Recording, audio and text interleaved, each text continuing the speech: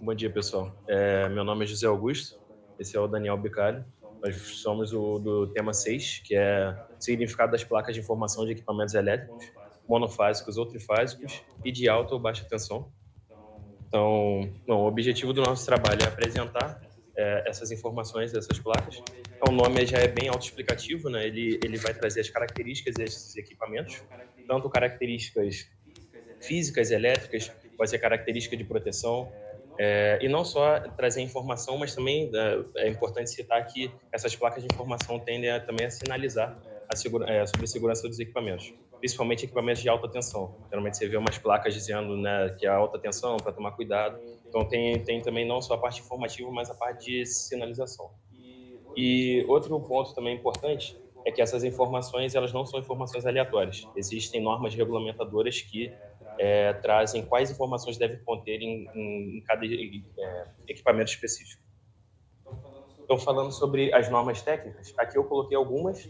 Não existe uma norma específica que traz todas as informações, né? Cada norma cita sobre um tipo de equipamento diferente, e dentro dessa norma você tem essas informações.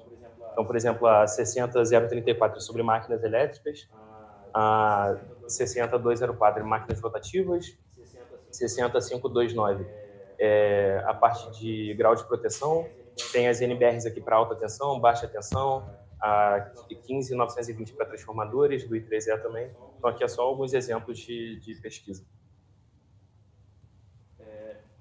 Aqui nesse primeiro slide são os dados básicos, então eu preferi trazer aqui as informações que geralmente você encontra em todas as placas. Então, geralmente você sempre encontra o fabricante, o modelo ou o tipo, né, do equipamento, o número de série e as normas técnicas na qual aquele equipamento está pautado, geralmente bem determinado. Tensão nominal, corrente nominal, potência nominal, que já são grandezas elétricas também comuns nesses equipamentos. A frequência, que aqui no Brasil é 60, mas em outros países pode ter 50, então tem essa discriminação também nas placas. E o fator de potência, geralmente é bem encontrado. Não só grandezas elétricas, mas aqui também nós trouxemos a parte de dados ambientais e mecânicos.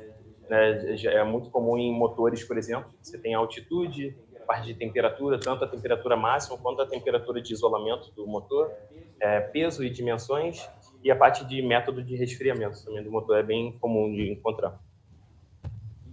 E outro ponto também que é comum de ser encontrado nessas placas de informação são os dados de isolamento e segurança. Então, você tem a classe de isolamento, que é referente ao material de isolamento do equipamento, tensão de isolamento, que é a tensão máxima que esse material suporta, o grau de proteção, que geralmente se encontra pela sigla IP.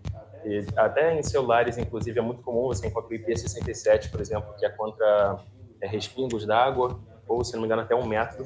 IP65 é para poeira. Então, isso daqui seria para instrumentos, por exemplo, que estão dispostos em um ambiente externo, com forças externas. Então, é relacionado a isso. Categoria de sobretensão é a categoria do relacionada ao equipamento em funcionamento em sobretensão, e corrente de circuito, que é a corrente máxima, né, quando ocorre uma sobrecarga também no equipamento. Então, falando um pouco aqui sobre equipamentos trifásicos, esse daqui é uma placa de motor, né, que eu trouxe aqui, um motor trifásico, só para exemplificar. Então, equipamentos trifásicos, você se encontra muito também. Tensões de fase neutra, o tipo de conexão, que aqui você tem a conexão em delta e a conexão em estrela, ele está especificado na placa do motor. Corrente de linha e fase, o desbalanceamento máximo e o número de fases. Tá aqui. E aí, outras informações que eu citei anteriormente, você tem a potência nominal, você tem características do motor, como a carcaça, a norma técnica que ele está regulamentado. Então, tem várias informações que já foram citadas nesses slides anteriores. Falando mais um pouco também sobre motores, agora específico sobre motores, aqui do lado você tem outras informações, que é a classificação e tipo de motor, a rotação nominal, que é a velocidade do motor em rotações por minuto, eficiência, o regime de serviço, que é o regime que aquele motor trabalha com a carga, S1 é contínuo, S2 é intermitente, fator de serviço, torque nominal e de partida, rendimento, fator de potência e categoria de conjugado. Então, aqui é uma placa também de motor da WEG, então tem todas essas informações aqui contidas, né, todas as informações que eu citei. Essa parte aqui de cima fala um pouco sobre o motor, o número de série, você tem a potência do motor, fator de serviço, a classe de isolamento, que foi citado anteriormente, o grau de proteção, o IP, que nesse caso aqui é o 55. Então, enfim, tem outras informações também. Eu agora vou falar um pouquinho sobre transformadores, né? Porque mostrar mais ou menos como que é feita a placa do transformador, os dados que o José já comentou. Então, como que isso é disposto na placa de um transformador trifásico? Né? A gente tem sempre aqui, por exemplo, a potência nominal do transformador, tem as fases, tem a classe de isolamento, que é a tensão máxima que você pode aplicar ao transformador, sem que ele rompa o isolamento do transformador e cause defeitos no transformador. Você tem a frequência de operação, né? Como já falou, você tem 50 em outros países, mas aqui no Brasil, a maior parte 60 Hz. Você tem o grupo de ligação, como o professor falou na primeira aula, você pode ser ligado em delta estrela, estrela delta. Nesse caso aqui o DD é porque ele é delta, tanto no primário quanto no secundário, e o O é que ele não tem defasamento, né, entre essa ligação. Você tem a classe de isolamento, que é relacionada a quanto de temperatura aquele equipamento aguenta. Então, ele é da classe H, porque ele aguenta até 180 graus de temperatura, que é o máximo que ele permite. E aqui a elevação de temperatura é para o operador ficar ciente que, quando você opera esse transformador, ele pode aumentar até 130 graus, né, a mais do que a temperatura ambiente. Você tem a impedância do transformador, que está em PU, 2,9%, está relacionado a quanto que seria a corrente de curto-circuito dele, caso ocorra alguma falha. Geralmente, quanto menor a impedância, maior a eficiência do transformador, mas ao mesmo tempo, em caso de falha, quanto menor a impedância, maior é a corrente de curso.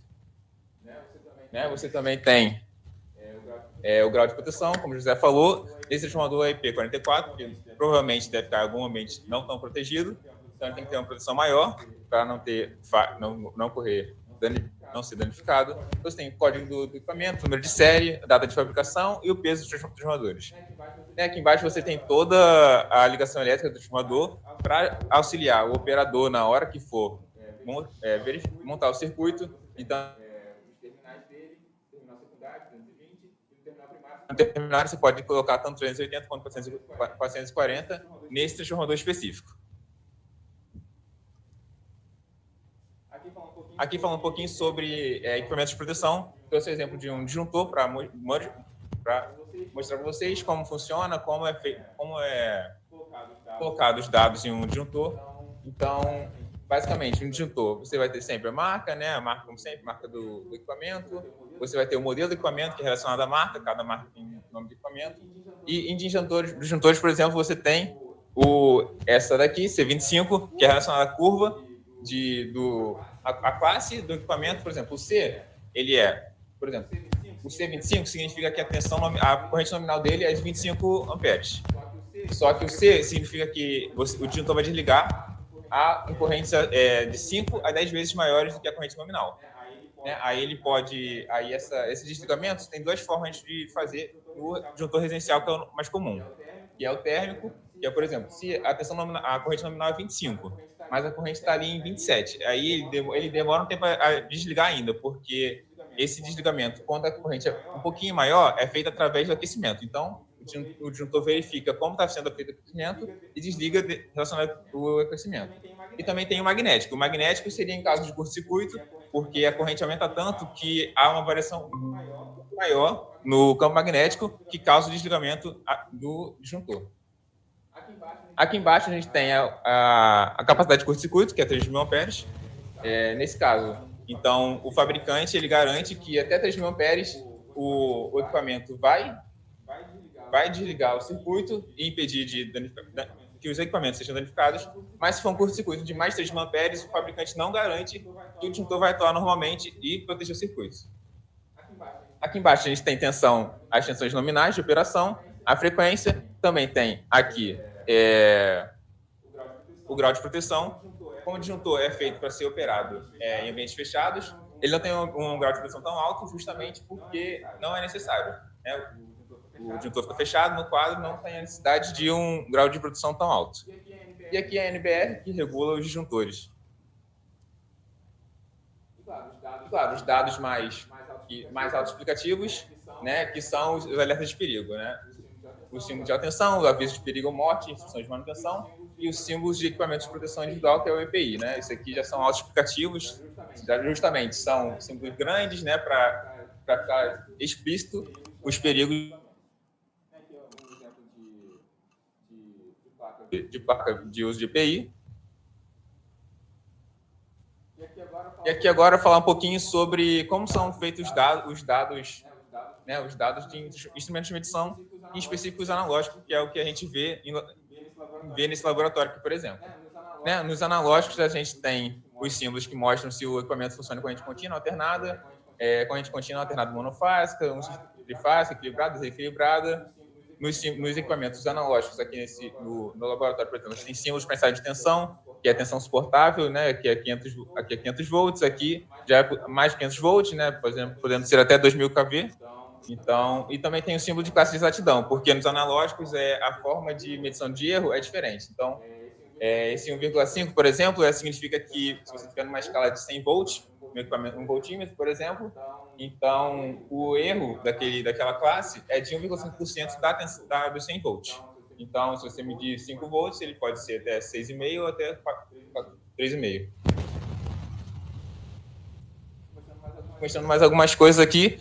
Nos símbolos a gente também tem dizendo como é feita a medição, né? Porque o instrumento pode ser de ferro móvel, bobina móvel, né? Que altera como é feita a medição. Se o bobina móvel, por exemplo, você pode ter corrente alternada e corrente contínua. Corrente alternada só. E o ferro móvel normalmente é para corrente contínua. Só que, por exemplo, os equipamentos aqui do laboratório, normalmente eles foram modificados para operar nos dois, tanto contínua quanto alternada.